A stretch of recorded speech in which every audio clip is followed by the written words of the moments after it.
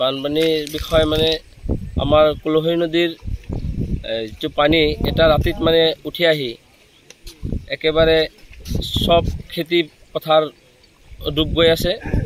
ইয়াতে ধান খেতি আছে, মাকৈ খেতি আছে, সবজি খেতি আছে, কৃষকৰ সকলো বস্তু নষ্ট হৈ গৈ আছে। গতিকে আমাৰ এই কৃষকক আমি হকা দিব হলে চৰকাৰে এটা নদীৰ পাৰেদি মাথাউৰি ব্যৱস্থা কৰিব লাগে, নহলে বছৰে বছৰে আমাৰ কৃষকসকলে এইবিলাক সমস্যাত ভুগিব লগা হৈছে। গতিকে আমি চৰকাৰক অনুৰোধ জনাওঁ যাতে কুলহৈ নদীৰ ওচৰেদি এটা মাথাউৰি ব্যৱস্থা কৰি দি আমাৰ ৰাইজক হকা দিয়ে। ধান খেতি মানে ৰাইজৰ হেজাৰ হেজাৰ বিঘা ধান খেতি বানপানীত ডুব গৈ আছে। আৰু আমাৰ যিটো ৰাস্তা আছে এই ৰাস্তা যিকোনো মুহূৰ্তত বানে উঠাই লোৱাৰ সম্ভাৱনা হৈ গৈছে।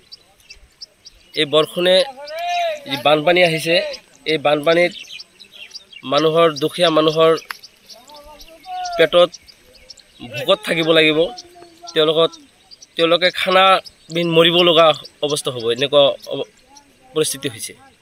গতিকে চৰকাৰে আমাৰ ইফালে নদী বান্ধৰ এটা ব্যৱস্থা কৰিলে নিশ্চয় এই ৰাইজ বানপানীৰ পৰা উপকৃত হ'ব বুলি আমি ভাবিছোঁ। আৰু বানপানীৰ বিষয়ে মানে আমাৰ কুলহৈ নদীৰ যে পানী এটা ৰাতিত মানে উঠি আহি একেবাৰে সব খেতি পথাৰ ডুব গৈ আছে।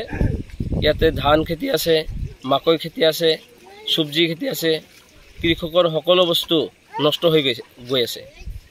গতিকে আমাৰ এই কৃষকক আমি হকা দিব হলে চৰকাৰে এটা নদীৰ পাৰেদি মাথাউৰি ব্যৱস্থা কৰিব লাগে, নহলে বছৰে বছৰে আমাৰ কৃষকসকলে এইবিলাক সমস্যাত ভুগিব লগা হৈছে।